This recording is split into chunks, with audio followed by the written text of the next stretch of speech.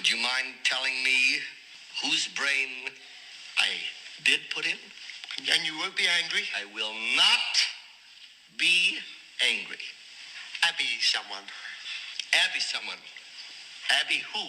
Abby Normal. This is the Abby Normal podcast, here to tell you that you're weird, and that's normal.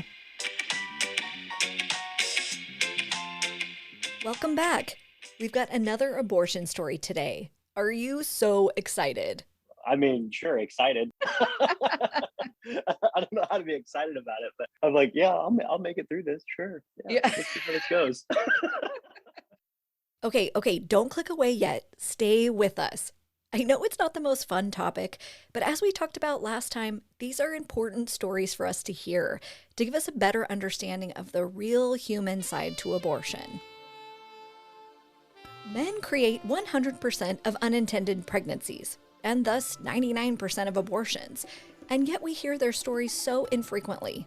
There are, of course, political spin reasons for this, but there are also deeply personal reasons, some of the same ones that Erin described in her story. And there are conscious and kind reasons, men who are silent because they don't feel like the story belongs to them, or they don't want to reveal something that the woman wouldn't want revealed. It's tricky for them. But my friend Aaron is in a place where he's free to share. This is his story. For guys that are dealing with it, own your story. Own your story. He lives in Washington State with his wife and daughter. He considers himself an academic. Later today, he's talking about the CHOP in Seattle. I'm doing an interview later this afternoon with two researchers from the University of Washington who are trying to put together an oral history of the CHOP to create it into a play, a stage production. But then also they're going to archive all of these interviews so that it's accessible, so that the history of what happened, this oral history, gets to be preserved forever. So I was like, that's okay then. He currently plays soccer and basketball for funsies. And then I get the evening before I have a lot of soccer tomorrow. So I play soccer now. Oh, you do? Oh, a lot. cool. Yeah, I play a lot of soccer. I'm the oldest person. Yeah, I'm the 43-year-old running around with a bunch of early 30s and late 20s. He's cognizant of his fitness so that he can keep up with the youngsters.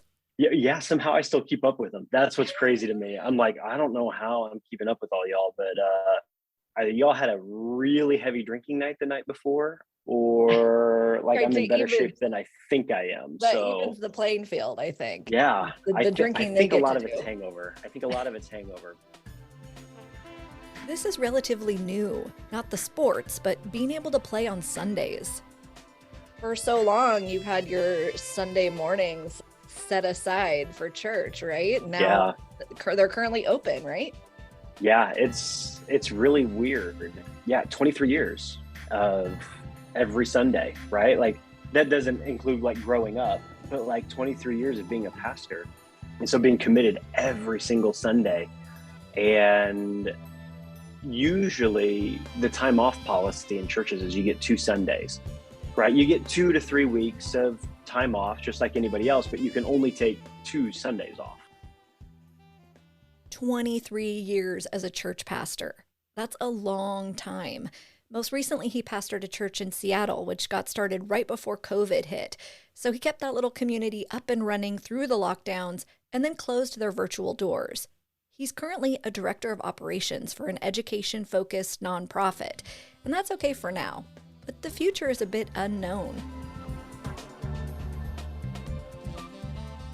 Today we're here to talk about his abortion story, and I shared with him how my other friend Erin felt after her interview, the reality that descended as far as who she needed to tell in real life, and what their feelings might be. So I checked in with him on that front. I know you've been relatively open about yours, so maybe you won't have that kind of reality check, but... Yeah, I don't know what it'll be like, right? Like once we're done with this and once I hear it, I'll be like, huh. Okay. I don't know, but that's really good to think about. I don't know. There's nobody that needs to know that doesn't know, if that makes sense. So that's not anything that I'll have to process. I don't know what I'll have to process when it's all said and done. You'll find out. Yeah. You'll find out I when know. we're done. It'll be like I bet you it'll be like a brick to the face.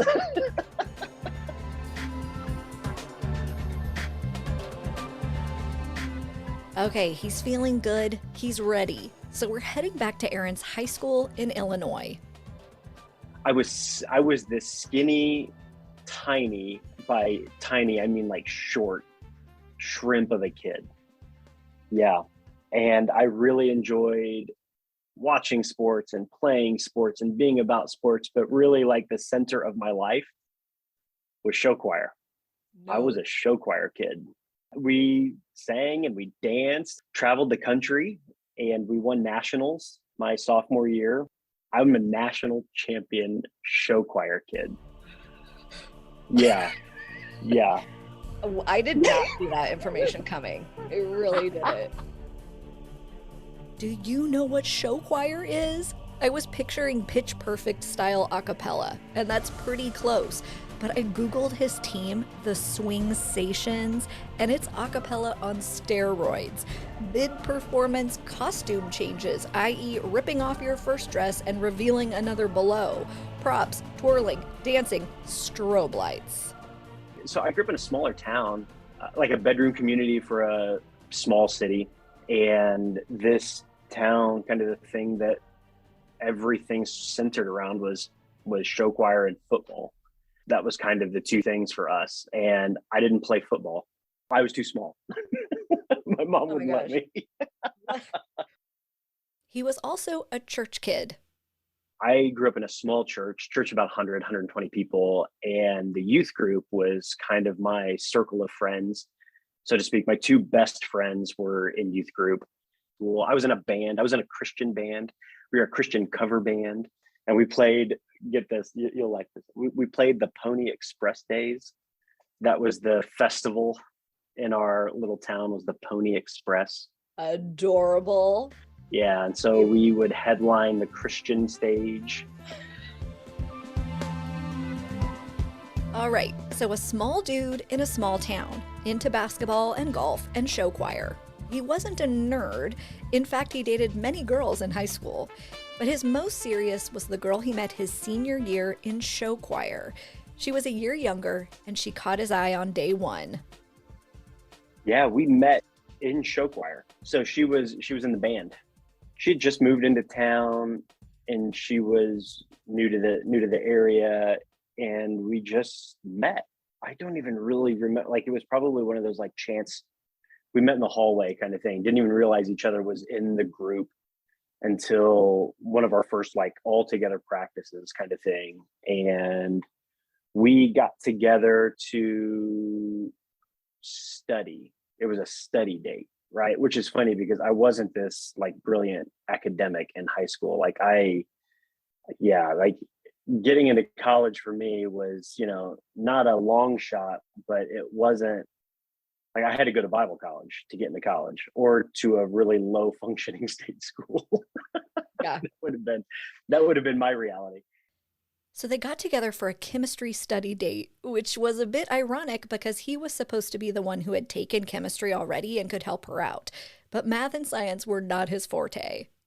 Or that was our first time together, was a study date over at her house, and ended up kind of getting together after that. It just there was a mutual attraction, and it just kind of worked out. So we started dating.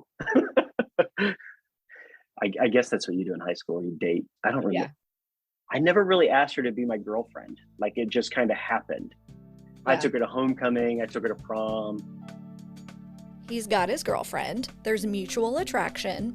Here's the mindset he had about sex. Oh, you weren't supposed to do it, right? Like, it was purity culture on steroids. It was, especially for girls, right? It was like, girls had better not do it, because they're going to get pregnant, or they're going to get a disease, or like, it was all the fear-based about sex. Was fear-based for girls. And then for boys, I mean, coming from the church, for boys, it was, you just don't do it. And be wary of the girls that dress scantily clad, be wary of the girls that are a little bit more forward or flirtatious.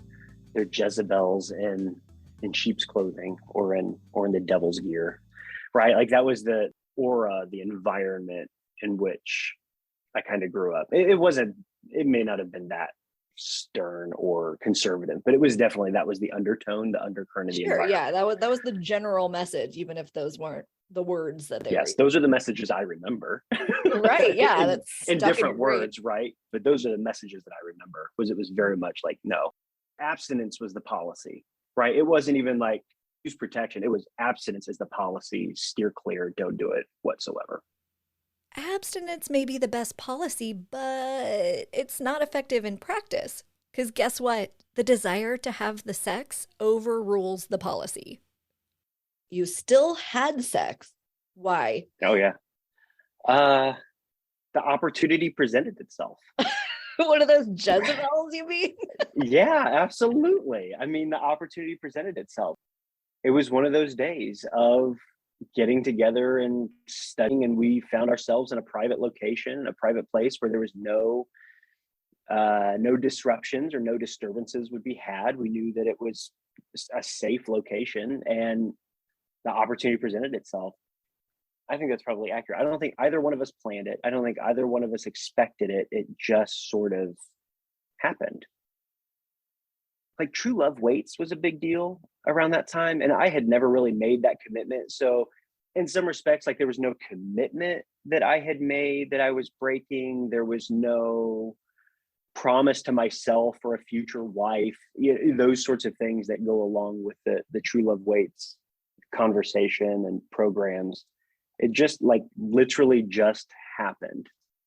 Yeah. Had you two talked about it before it happened? Not planned, but like a conversation around like, I want to wait, or like anything about sex? No, there was no conversation. It was just opportunity was there. And I think we both that's how it works. used that like, moment. Yeah. It was really works. spontaneous. Mm-hmm. That was about a month into dating. So once you did it the first time, then was it like on like, this is our new hobby, or? Absolutely. I was 17. What do you expect? Isn't that like the male sexual peak, right? Right, totally. Yeah. Yeah, there was it was anytime there was opportunity. And then it became about looking for the opportunity. Yeah, we looked for that chance as opposed to allowing it to just happen spontaneous and naturally. It was like, nope, here's an opportunity. Yeah. So both of you were happy about what you discovered. Yeah. Yeah. I believe so. I certainly was. I remember that for sure. So you already know where this story is going, but little Aaron did not know. He has quite a shock coming. Oh man, I remember she told me after she missed her second period. That was a moment of like, say what now? And I was a little shocked because it had been so long, right? So like nothing had changed for us in terms of frequency or amount. Like everything had stayed kind of the same. When she told me, I was very, very like, oh, this is all the things that they say can happen that I didn't believe would happen to me, right? It like, oh, I'm not invincible, right? So I remember being really, really nervous and then saying, okay, well, let's go get a pregnancy test. And we did the pee on a stick kind of bit. She did the pee on a stick bit, not me. And again, it came back as pregnant. And I was like, well, that's not 100%. Those things can be wrong, right? Like, yeah, let's make sure this is 100%. And so we did the Planned Parenthood pregnancy test bit. Then it certainly came back, yeah, you're pregnant. And that was the moment of like, what on earth are we going to do now? So how are you feeling? I mean, there was certainly a tremendous amount of fear. There was a lot of shame when I looked at those whom I trusted, those whom I looked up to, specifically within the church, there was a tremendous amount of shame. Also, a sense of loss that the future that I was an extremely planned out person. Like I had my future completely mapped out of what I wanted to do, where I wanted to go to school, how I wanted all of those sorts of things to happen and line up for my life. That like there was this foreboding sense of loss that all of that had just been erased. Like on a chalkboard, like when you erase, like you take an eraser and you just swipe it, like it still leaves that dust trail of chalk, right? Like it's not gone, but you certainly can't see it anymore. And it's like it has been erased or mauled or marred in some sort of terrible fashion. And so that sense of loss, especially for somebody who is, so on the Enneagram, if that's familiar, I'm an Enneagram 3. So it's all about achieving. It's all about like, yeah. I will achieve and I will be the best, all of that sort of stuff. Like that was a very, very deep and visceral like loss within my heart and within my mind. That actually took precedence over the shame and the guilt and the fear. Shame, guilt, and fear of consequences. This was a greater consequence, a greater loss for me. Right. Was that future that I had for myself.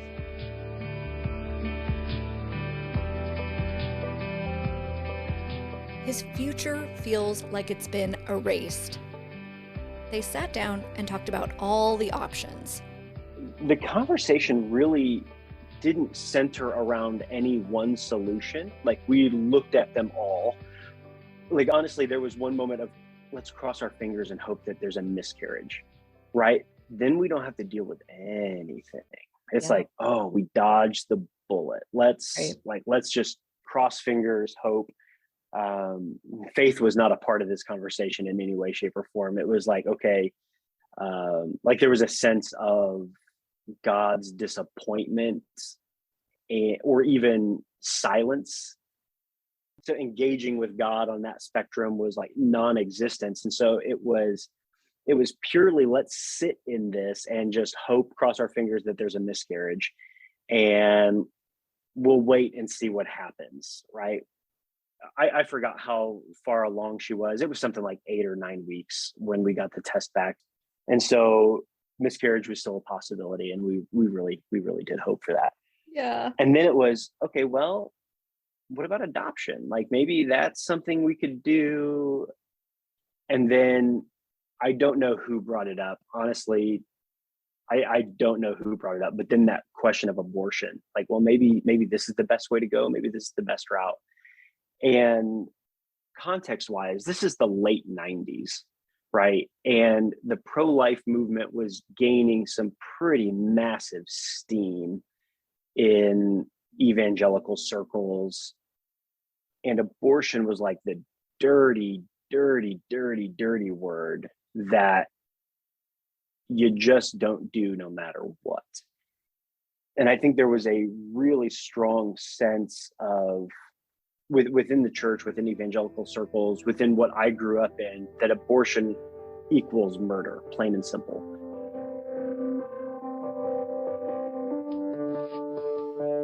And yet, abortion came up as an option. If I had brought it up, I wouldn't be surprised considering the fear of loss that I had, right? Like from a self-reflective mode, like that would be self-preservation for me. And right. That would be completely accurate. The secondary and tertiary issues would have totally been the shame and the guilt and the confession that would have to, like, you can't hide it, right? Like there's no hiding that. So those sorts of things, especially in a smaller town, like that kind of stuff would be really difficult to hide. So yeah. I asked if, in addition to miscarriage, adoption, and abortion, they talked about the possibility of having a child together. One thing you have to understand about this time and culture is that you don't just have a kid. That option has to come with the strings of marriage, a lifelong commitment that is also taken with the utmost seriousness. Here's that conversation. Yeah, we did, but it was very, very minor compared to the others, right? Like it still existed. It was like, well, we could get married, right? Because that's what you do, shotgun wedding type stuff. I'm 17, she's not. Like, so there were those sorts of conversations where it was like, well, yeah, we could do this, and I don't know what that would look like. We never really got into the planning of it, right? Like, oh, well, we could have the kid, and she could live with you guys, or he could live with you guys, Yeah. and then when we get yeah. married, when we both hit 18, we get married, then You things didn't will be play a little out any of different. that. No, No. it was never a scenario. Like, there was, No. if anything, it was a vague dream of the future, but it wasn't like immediate plans. Right. It right. was, okay, down the line, this is what things could look like. Right. But it was never immediate. I mean, marriage was definitely a part of our conversation at that point. Well, it that's the wasn't- only option. Like, Right. I mean, Yeah, if you went that absolutely. route, it's the Yeah. marriage and we're having the child. Those Yes. it's a package deal. Yeah, there right? was, yeah, exactly. There were, and from that cultural standpoint, yes, all we had was marriage and the kid and we create a family. There wasn't like this idea. I mean, okay, right. In the Midwest in the mid-90s, there was never an idea of like split home, right? Like, oh, we'll have the child and we'll raise the child together. We'll figure out where we're going to go to school together, kind of thing, but we're not going to be together. We're not Right. going to, like those sorts of things, like co-parenting on a different plane. That was never a part of the conversation for sure, because cultural standpoint, right? Like Midwest, totally. it's married and you raise the kid in a family and in the nuclear family, and that's what you got. Time was up. They had to make a decision. I am 98% sure that it was me. I made that decision, and she went along with it. For me, it was the overriding sense of loss, and it was the overriding sense of guilt and shame. Like, as we played out more of the scenario, right? Like, I couldn't imagine telling this to my friends. I couldn't imagine telling this to my youth minister. I couldn't imagine telling this to my parents or my grandpa, right? Like, there's those sorts of things. And I was like, there's no way I could do all that, right? So like, when the reality of those things hit, that elevated the shame for me. And I know that I started to push that's what we should do, that's the option for us, that there's really no other choice. We have to have an abortion, and that's our only shot. That's our only choice. If I remember correctly, she was definitely okay with that. I think she was hoping for adoption. And part of that is because that's her story. Like, she had been adopted. And so I know there is a sense of that as a reality for her, but I was fairly adamant, fairly dominant in that conversation about this is what we need to do. To the point that I was the one that made the appointment. I was the one that created the story for us, for how we could tell our parents what we were doing to get out of school that day. I funded the whole, right? Like, I paid for it. Like, there was nothing that was going to stand in my way of making sure that this was the option and choice that we chose. I'm pretty sure she was okay with the decision. Like, I don't think that this was a forced thing. I do think in the background there was that sense of hope that maybe she had played out some things differently that we hadn't necessarily talked about, in terms of like plans, like, oh, well, this is how we could do this. This is how this could work out. I'm pretty sure some of that stuff was sitting in the back of her mind, but I probably, if she did express that, I didn't hear it. Mhm. I didn't listen to it, because I was so singularly focused on this is the route that we have to go, and this is what will make the biggest difference for us. There is definitely still a sense of guilt that I pressured her into it, that I still hold on to, that I'm not necessarily sure what to do with or do about, but in my remembering of the story, in my remembering of how I felt and what I was walking through, it was definitely, there was pressure from me to make sure that it happened. We used a college day, like you could do college visits. Senior year of high school, I think you got like 5 college visit days where it was an excused absence. And I think you got a couple as a junior. And so we used a college day. I made an appointment up in Peoria, which was about an hour and a half away. So I said, hey, we're going to go to this school downstate. All you had to do was bring back a signed piece of literature saying that you did a college day. And so I had materials from that school at home, and I used a Sharpie and I just signed somebody's name on it. I don't even know whose name I signed, right? Whoa. And that's what I gave to the school on behalf of the 2 of us when we got back. So that was the story that we created. That's what our parents understood, was that we were going on a college visit. And instead we drove to the Planned Parenthood clinic.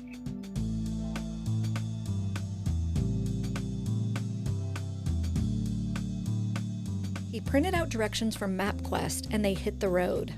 Because I'd never really been to that city before. And I remember driving around and not knowing how to find it, but man, my hands were just so sweaty. I felt like the heat was on max in the car. Like I was just very, very nervous and very hot and very uncomfortable. And I remember when we pulled in, there were the protesters along the side of the entrance, right? They were, man, I feel like they were real close. They certainly didn't like hit the car or bang or anything like that, but they were there, and there were the images of the bloody fetuses and the scripture verses and all of the things. And I remember looking at them thinking like, this doesn't help. This doesn't help. You're not changing anybody's mind with this. Because if there's somebody's mind that maybe quite possibly could be changed, it's me. And you're not helping me. Like, you're actually just driving that wedge of shame deeper and deeper and deeper. And that singular focus that I have is getting clearer and clearer and clearer, to where there's nothing on the periphery anymore. There's not even any fuzz or gray area. It is pure, like, black and white for me. And I am choosing that line down the middle that I had chosen before. So they were there, that's for sure, but it wasn't huge. And they were yelling and shouting, and I don't remember what they were yelling and shouting, but I remember they were yelling and shouting. Parked the car, and we walked inside and did the registration thing at the window, sat down in the waiting room, and we're just silent. Like, I think we were just quiet. I'm not even sure I held her hand. I'm not even sure I knew what to do. I'm not even sure I asked her any questions about, like, how are you feeling or how are you doing. I really think we just sat there in our shame and in our guilt and in our silence together.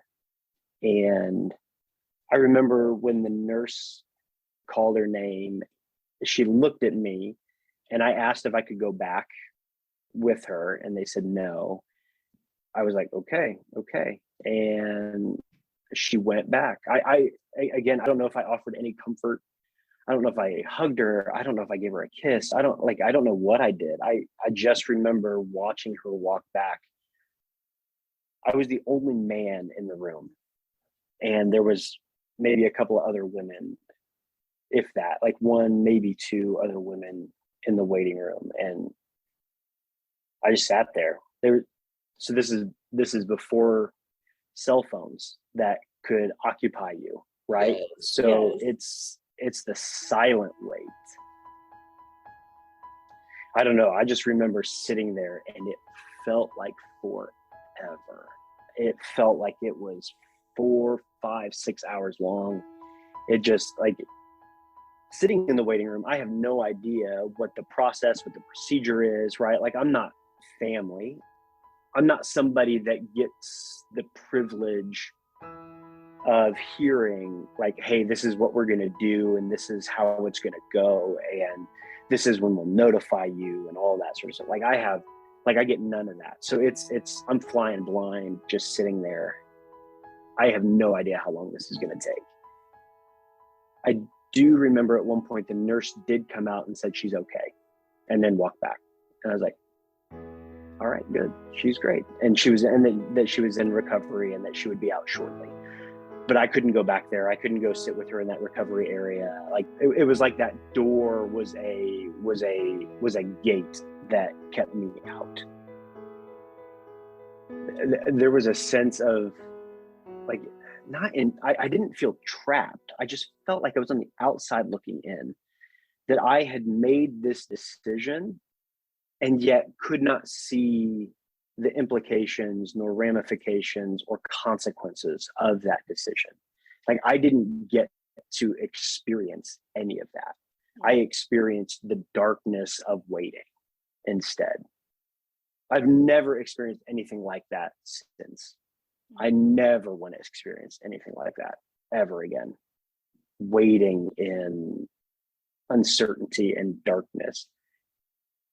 I know that at times while I sat in that wait, my mind went into dark places of like, she's going to die. She's going to die back there. And I'm going to have to drive home. And I'm going to have to tell her mom. I'm going to have to tell her dad. Like there were those sorts of things, because that's the narrative that was so prevalent and prominent, was that abortion is extremely dangerous, that people die from this, that it messes them up. She's never going to be able to have kids again. Like all of those sorts of things. Like I had all of that running through my mind in that wait. Yep. She's not going to make it through this. And I'm going to have to not only confess, but I'm going to have to tell her mom. I'm going to have to tell her dad. And I'm not going to survive that, right? They're going to kill me. Your mind goes into really dark places when you sit in uncertainty and waiting. And that's definitely where I headed, especially as a 17-year-old.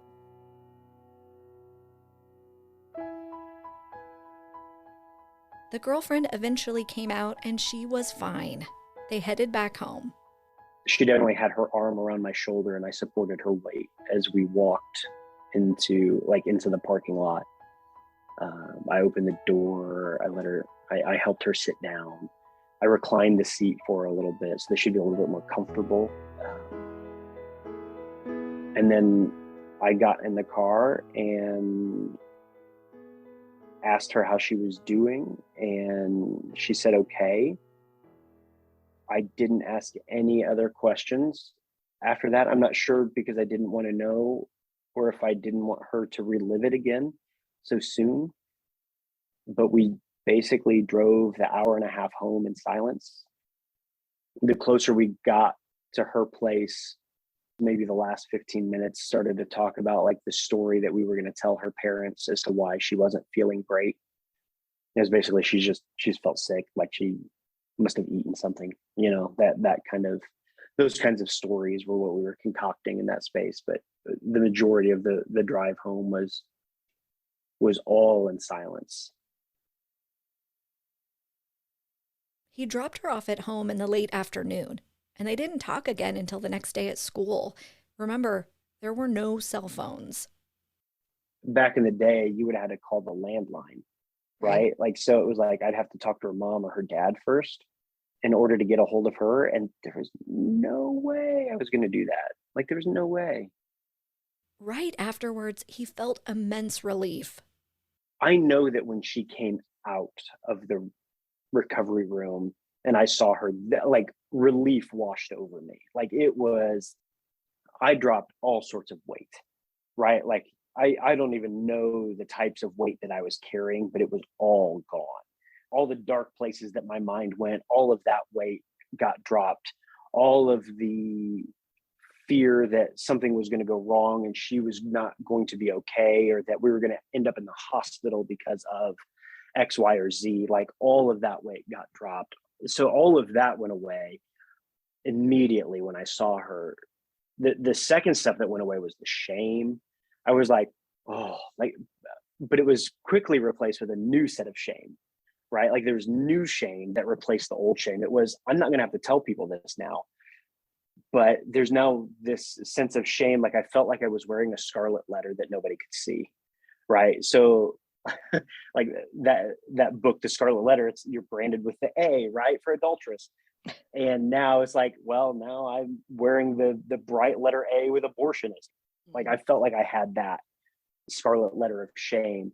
Nobody could see it, but I could see it, and it was branded on my forehead. I dropped the sense of like all of a sudden future came back into play for me, right? I was like, oh, that whole plan rematerialized. Yeah. And so like there was all of that as a sense of relief, as well as like that sense of like, oh, good. Like I think we're okay now. Everything's fine. But then your relationship changes after something like that, and you're not quite sure what to do with it. And so in some respect, traded one set of problems for another set of problems that we would then have to work through and talk about and deal with. He didn't really want to talk about and deal with those issues. I remember thinking, okay, it feels like a Seinfeld episode, honestly, where I was like, okay, what's the waiting period before I can break up with her? Oh God, right?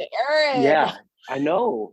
Like it felt like that. Like there was that because the conversations were so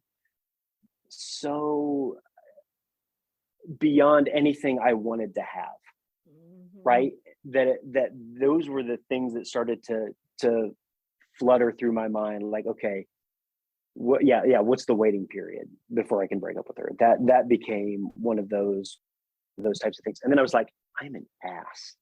Like, right? Like it was like, I'm an ass. I just asked, if not demanded, this girl to go through this horrendous experience. And now I'm asking, like, when can I break up with her? Do I wait 2 days? Is it a 2-day waiting period? Is it a 2-week waiting period? Is it a month? Like, what is it? Like, do I wait till after prom? Like, like all that sort of stuff. Where it's just like, oh my gosh. So yeah, I was like, I'm an ass. And even that is too kind of a word. But those were the questions that I was walking through. And it was relief, right? Oh, he's making me mad right now. But he explained his mindset in a way that makes sense to me. And at the same time, I think some of it too was this sense of, I don't want to go through this again. So like, even though there was the waiting period question for me, it was still like, I just don't want to go through this again. And I don't know if we just dodged a bullet, right? Like it felt like I had just recovered my future. And I don't know if I could trust myself to not put myself right back in the exact same situation. That's where those conversations, I think that's probably the genesis of that. Also, I don't really want to have the conversations about moving forward as well, because I don't know what that would look like for us. Right. So yes, relief, and yet also at the same time, fear and shame and distrust of self. And it wasn't that I distrusted her, right? Like, it's like, oh yeah, I'm like, no, I think she's probably going to be the one that says like, we're not doing anything like this ever again. But there was still very much that reality of like, that's great, but I distrust myself enough that I don't know. He didn't break up with her. He went over to her house a few days after, and they had those conversations. Really uncomfortable conversations of boundaries. Like, how do you put boundaries in place in a relationship where there have been no boundaries before, right? Like, how do we do this? Because we loved each other. Like, that's very accurate. Like, we really did love each other, which sounds weird to say after like, what's my waiting period? But but it's because of that as to why we actually did stay together. We stayed together for several months afterwards. It wasn't until after I graduated that we actually broke up. I was about ready to head off to school, and we'd had conversations about what that was going to look like. And she still had a year left of school, of high school.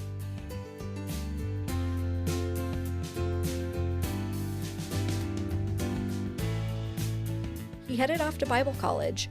The lies he had concocted worked. Nobody knew. But he felt the simmering burn of that red A. A year later, he decided to tell his parents what happened.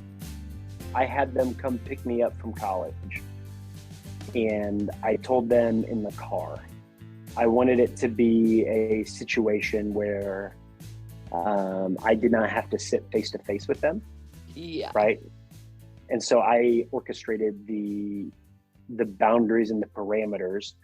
My dad was driving, so I knew he couldn't swing. Uh-huh. Not that he would, right? Like, that's not my dad, but it was very much like I wanted to make sure that the scenario in the situation favored me as much as possible. Uh-huh. If I'm going to confess this. And so I did. And I was unbelievably floored by their response. There's only a couple times in my life where I have experienced an unbelievable amount of grace. And that would be one of those moments. For as long as I can remember, my mom has talked about grandchildren. And here I was sitting in the backseat of the car, telling them that I had just robbed them of that space in that moment. And the way in which they responded with love, with care, with grace was, I've only experienced that a couple times in my life. And it was unbelievably life-changing for me, their response. It is why I believe so much now in grace and how important that is. Like, I don't think we extend enough grace to one another in this world and in this life. And if there's something that I want to get in trouble for, if there's something that I want to be found guilty of, it's offering too much of it. I get in trouble for it quite frequently from others on the outside looking in. But I'm okay with it because I know how much it changed me. And I want that for others. I want that to be other people's story too, that they can experience that radical, crazy, like unworthy of feeling, right, of grace. For 23 years, that moment shaped who I was as a pastor. It shaped who I am as a person. Yeah, a car ride.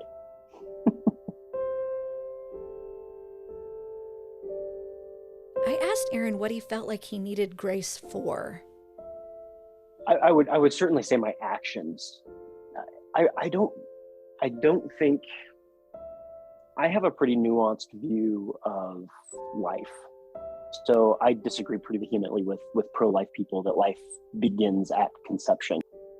But the grace that I needed was, I needed to feel or experience a release from the shame that I had been carrying, and they provided that for me.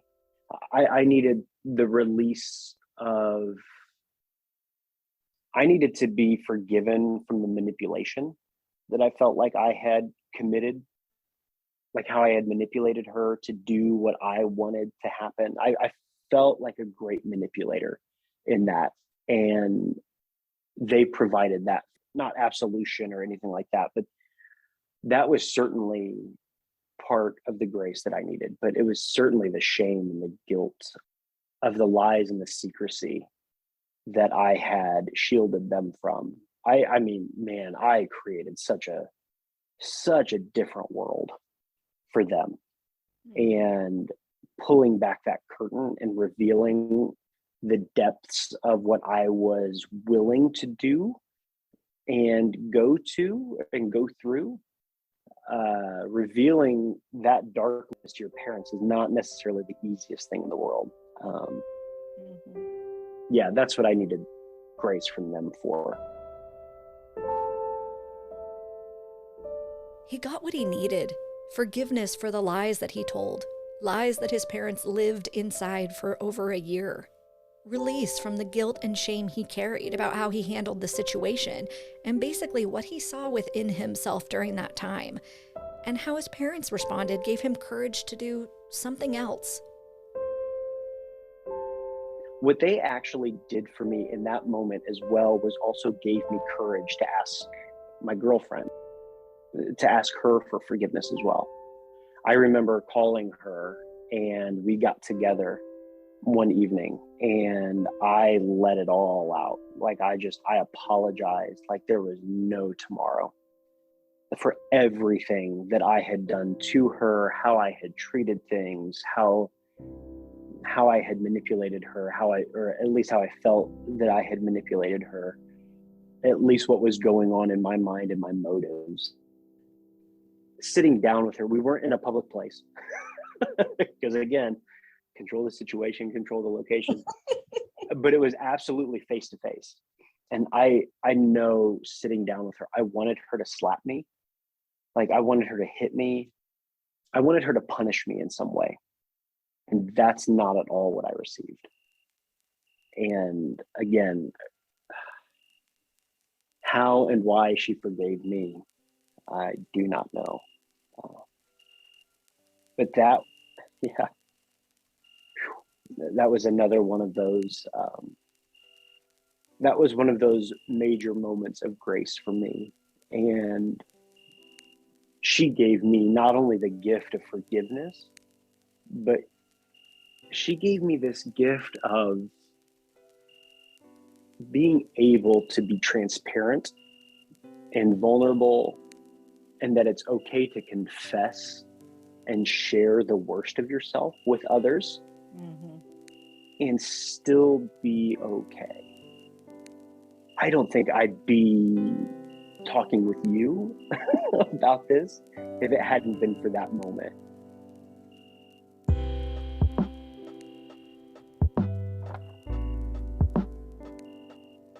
Aaron mentioned that he has a nuanced view of when, quote, life begins. I know that this issue isn't important to everyone, but it is very important to some people.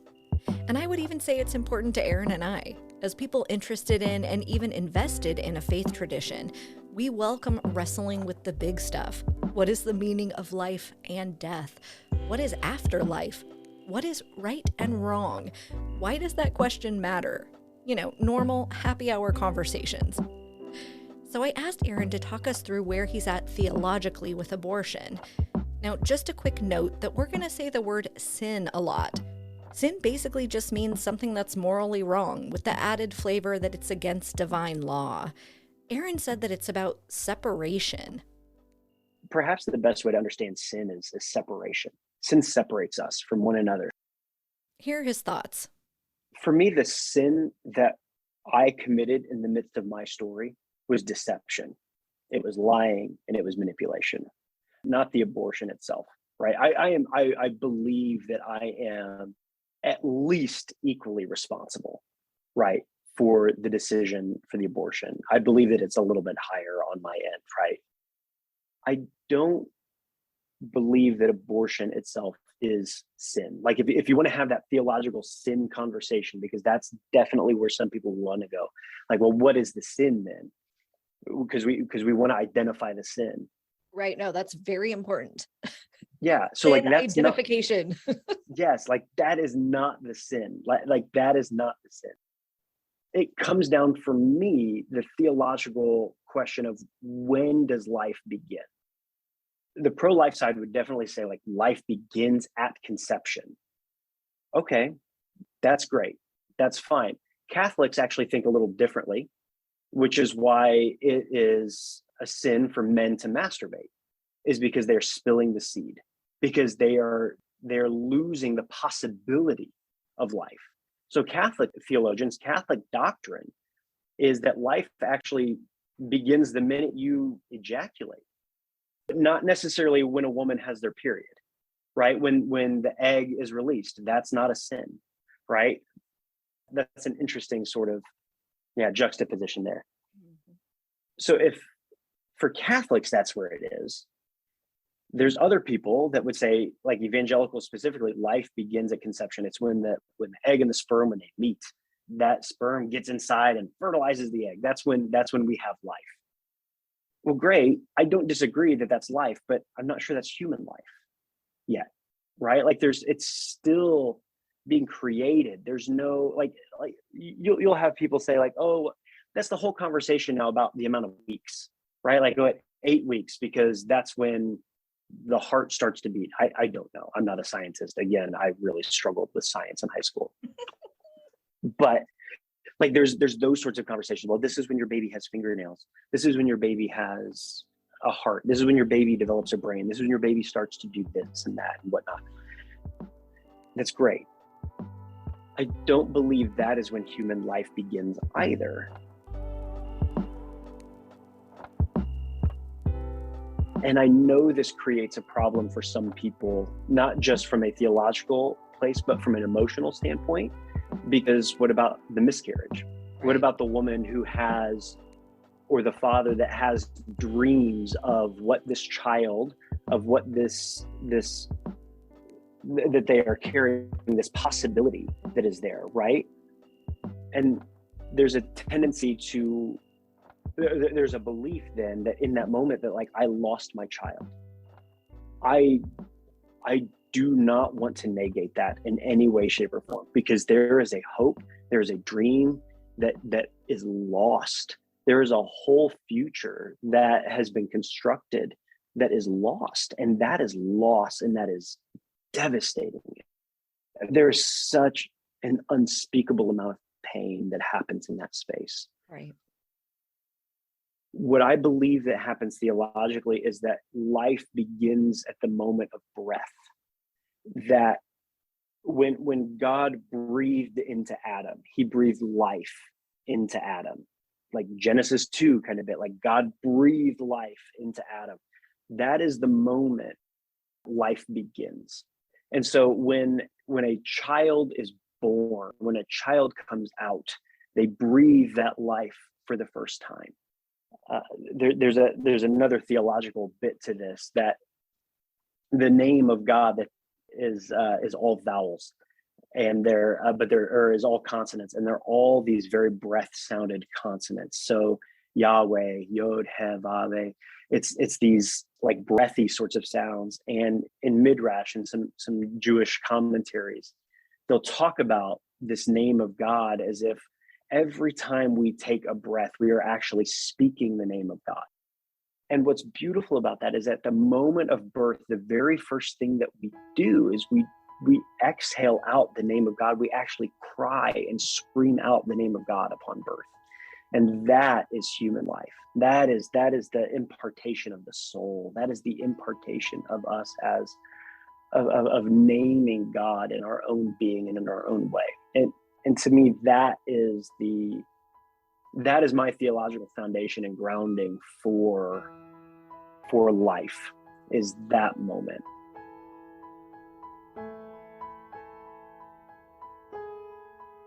I could be wrong. I could be wrong. And I'm okay with that. And that's okay. That's grace. Nobody knows. That's the other thing. Right, exactly. Nobody knows.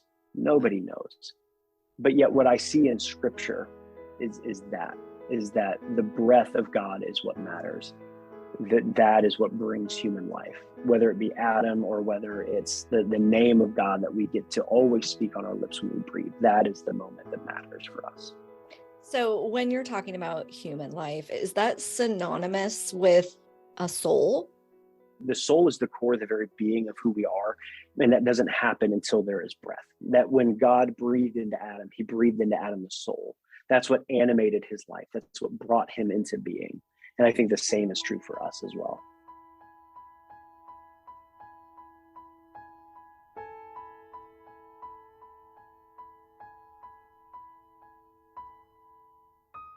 He could be wrong. Nobody knows. We make our best guesses based on scientific information and, as applicable, our religious texts. So I wanted to shift from the spiritual to how our beliefs become political. Does this nuanced conversation of when life begins matter? For others, I don't think it will matter. I think we have become so polarized as a people that there's nothing that the conversation of when does life begin is not going to change things. When is the soul imparted for someone? I don't think it's going to change things. Yeah. I don't know what will, but I'm pretty sure it's not that. Well, what about for you? What if you knew for sure that fetus was your actual child with an actual soul and it was going to die? Would that impact how you vote about abortion and the laws you would want to see in this country? What's interesting is that's the belief that I held, and it didn't change my actions. But from a third person perspective, outside looking in, absolutely it would. Yeah, that would change the way that I voted because it has no bearing on me. Mm-hmm. Right? Like it has no bearing on me, on what I would do, on my decisions, on my actions. It would be pure. It's purely everyone needs to live the way that I believe. Right? I think that's where we're at as a people. Yeah. I mean, that's why I vote for women to have the right to choose, because like it doesn't matter how I view it theologically, how I view it spiritually, whether I would make that decision or not. Like none of that matters. It's the fact that everyone should have that right to figure that out for themselves, you know? Yeah. I've never considered myself to be pro-choice. I've also never really considered myself to be pro-life, especially pro-life as it's constructed now, because it's not really pro-life, it's just pro-birth, right? Like to use that trite slogan, it's pro-birth. There's nothing that pro-life is doing to ensure life happens. Pro-lifers are also some of the staunchest defenders of the death penalty. They're some of the staunchest defenders of war, right? There's nothing about pro-life that makes me feel as if they are truly pro-life from a holistic standpoint. And yet at the same time, I can't consider myself pro-choice, but it's not because I don't believe in abortion. It's just I don't feel like it's hitting the marks either on everything that I find myself agreeing with and agreeing for. Like I think that every woman should have the right to make their decision, and I think it should be very private. I think they should be able to make that with their family, but I also think they should be able to make it with their doctor, and that their doctor can create that environment of safety and protection for them, that they can make some of those extremely difficult decisions without fear of prosecution, right? So I don't know, like maybe I am pro-choice. I don't know, like I've never really considered myself that, right? And some of it's because some of that might still be residual guilt and residual shame, right? Like that's a very real possibility. Well, and I think that it's privilege. I mean, because I haven't been one of those people that's like, I'm pro-choice, fist in the air. Like I haven't been that, because I mean, yeah, I've got the evangelical stuff going on. I've got my own spiritual stuff going on, but I had the privilege to not have to be that person because we've had access to abortion for our entire lives, right? Yeah. And now it's that's like, true. oh Yeah. shit, I have to take a different approach now because it's a real thing. Absolutely. Yeah, that's really, yeah. Yeah, it's as rights continue to get stripped state by state, I'll be really interested to see where I find myself, right? Who I am today is vastly different than who I was 5 years ago, 10 years ago, 20 years ago, 30 years ago, right? Like I'm just a different person, and everybody is. We evolve. We're not static creatures.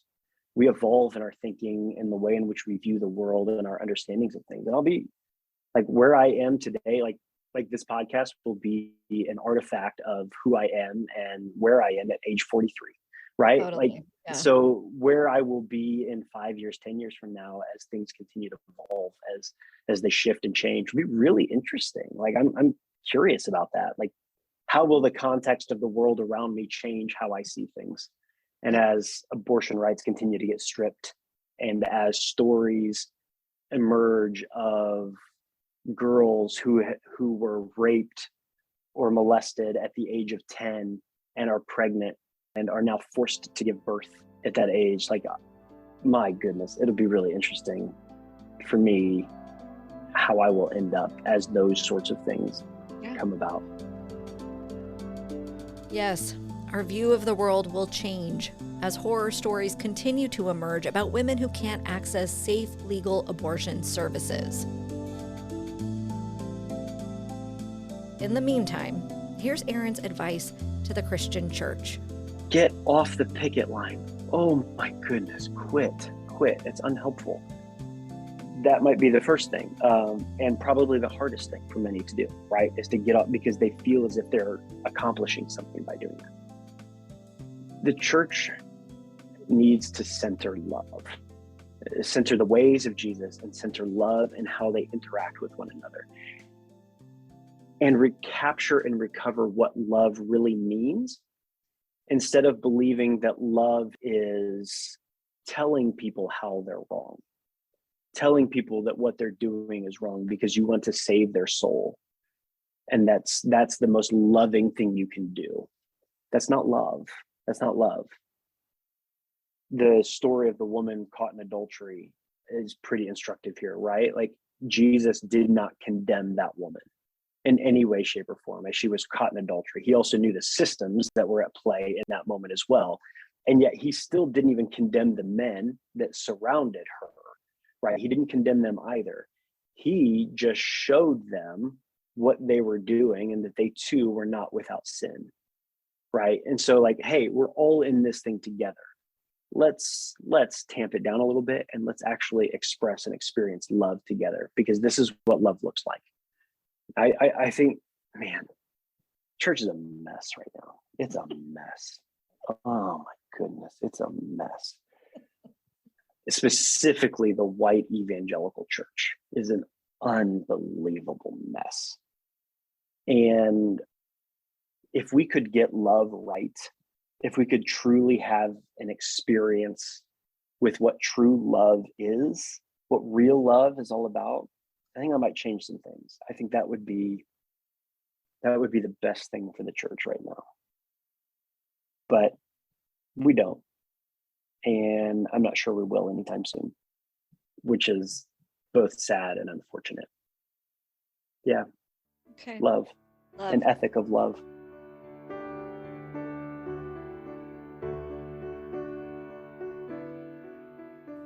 As of 2014, the abortion rate in the U.S. had reached a historic low. About 1 in 4 women have had an abortion by age 45. Of the women who access abortion care, half identify as Christian. Half. So if you're a churchgoer, look down your pew on Sunday. Got 4 women with their partners and children. One of them has had an abortion, and probably one of the men as well. They're hearing what you say. They're hearing what is said at the pulpit. How do you want them to feel in church? Loved or shamed?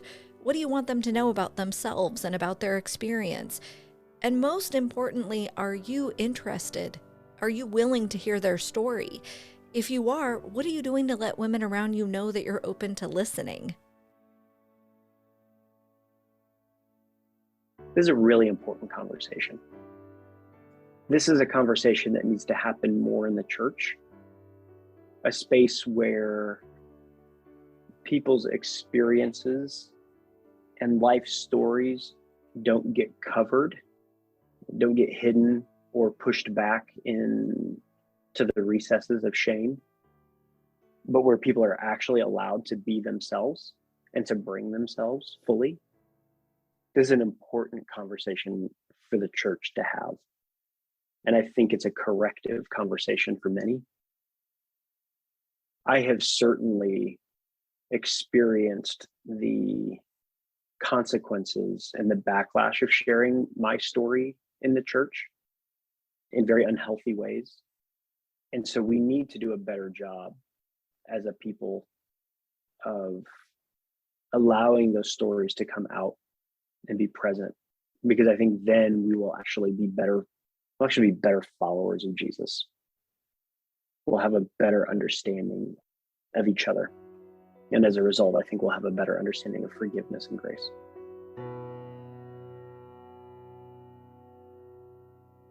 Back in the late 90s, Aaron had access to choice. He had a variety of choices and he picked one. He regrets the way that decision was made, but not the decision itself. He looks at his life now, his education, his precious wife of 20 years, his daughter, and knows that another decision in that moment would have changed his path. His daughter's still young, but as we played out a political future, he said he was scared for her to move and go to college in a red state. He's planning to share his abortion story with her. It's definitely something that I want her to know. I want her to hear. There are stories from within my family of things that others had done that if I had known about, maybe would have changed the way I saw things and experienced things, specifically as my own guilt and my own shame. And so I think it's important for our kids to know those stories about us so that when they mess up, because they will, because they're people, when they mess up, that they know that it's not something that they have to hide, that they have to hold on to and harbor as this awful, terrible, unredemptive part of themselves. So I want her to know that. I want her to know my part of the story. I want her to hear those things from me. When will she be ready for that? I'm not sure. How will she be ready? How will I know that she's ready for that? I don't know. Yeah. I also want to make sure that I don't use it as a story of fear, right? Yeah. Oh, yeah. I want that story of grace to be the primary thrust of that story, right? Like that's the thing that makes the thing. How it happens and when it happens, I don't know. I know that every day it gets closer. That's right. It starts accelerating now. Yeah. I'm not nervous about it. That's for sure. I'm not nervous about it. I just want to make sure that the timing is right. That's what I'm really cognizant of when. And I kind of feel like, oh, I'll just know. And I know that's not true, but I'll just have to pay attention to the tea leaves, right? Yeah, I mean, I think that if you have set up a relationship where y'all are having trusting conversations on the regular, then it's possible you will know, it'll just kind of come up naturally. I mean, I've had some abortion conversations with my kid, and it's because it's in the news right now, right? And so they live in this world too, like they see and hear what's going on. So it is like a natural to have a conversation like that. Absolutely. So do you feel like there's anything your parents could have done pre this situation to like open the door for you to be honest, for you to seek their counsel? I mean, because as a parent, like listening to your story about running around and making the lies and going, and dealing with that all on your own, like breaks my heart. Like I would hope that I could be a parent that my kid could use as a support. But I mean, I never had the sex talk with my parents. So, right, in some respects, like that's something that's different, right? I learned it in 6th grade at school, from school. So like there was never the door wasn't even like cracked open to have a conversation. Yeah. So I think that's some of it too, right? And that's stereotypical boomer fear, right? Like my parents are boomers. And so that's stereotypical, like boomer parents won't talk about certain things with their kids. And that's true, that my parents fit the stereotype in that. There is a but here. Aaron's parents approached conversations after the fact, taught him critical thinking skills with questions around how he made decisions, a skill that has served him well. But ultimately, neither one of us know the right parenting approach. But we're trying to lead with a whole lot of honesty. So yeah, maybe just have the conversation with your kids. I don't know. Like honestly, yeah.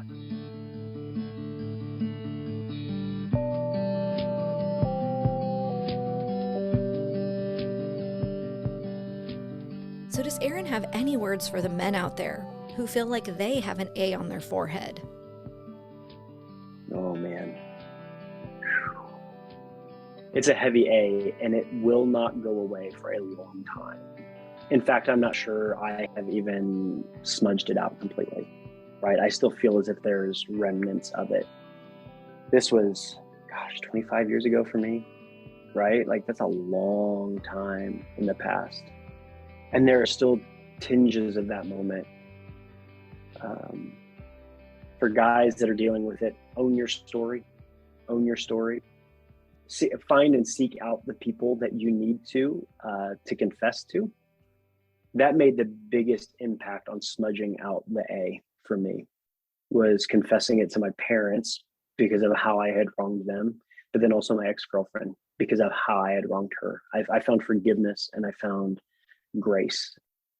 I'm not saying that you'll find that, but you will be able to remove some of that sludge that sits on your heart for yourself. I think becoming comfortable with your story is also really important. So share it. Find the avenues and the places to share it that are safe for you until you're actually comfortable with it. So like, obviously don't go out and share it on a podcast right away. This is, because honestly, this is years and years and years and years of work for me to get to this place. Find forgiveness for yourself. That'll be really important. Give yourself grace and allow others to give it to you. And I think then that's that A that you're carrying, I think you'll start to see it fade pretty quick. And it may not ever leave, but at least it'll fade.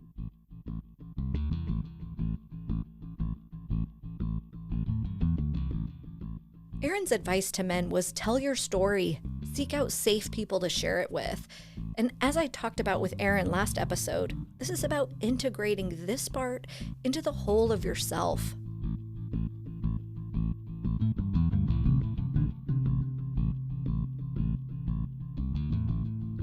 After this conversation with Aaron, I thought a lot about shame and about forgiveness and about what we need grace for and what we don't need grace for. It's interesting, I read this from Planned Parenthood. Shame and stigma keep us silent and separated. Stigma is built and reinforced at the intersections of media, culture, policies, values, and faith. The only way we can dismantle stigma is by connecting people, building safe spaces for all of us to speak our truths and bravely listen to the lived experiences of others. And I connect that definition with the story Aaron mentioned from the Bible, the woman caught in sin. The religious leaders brought her out and said to Jesus, quote, "The law of Moses says to stone her. What do you say?" They were trying to trap him into saying something they could use against him, but Jesus stooped down and wrote in the dust with his finger. They kept demanding an answer, so he stood up again and said, "All right, but let the one who has never sinned throw the first stone." Then he stooped down again and wrote in the dust. When the accusers heard this, they slipped away one by one, beginning with the oldest, until only Jesus was left in the middle of the crowd with the woman. Then Jesus stood up again and said to the woman, "Where are your accusers? Didn't even one of them condemn you?" "No, Lord," she said. And Jesus said, "Neither do I. Go and sin no more." So may we do like Planned Parenthood suggests. Try connecting with one another. Build safe spaces for all of us to speak our truths and bravely listen to the lived experiences of others. And in turn, like Jesus, not condemn one another for those stories, but rather turn from the sin that separates.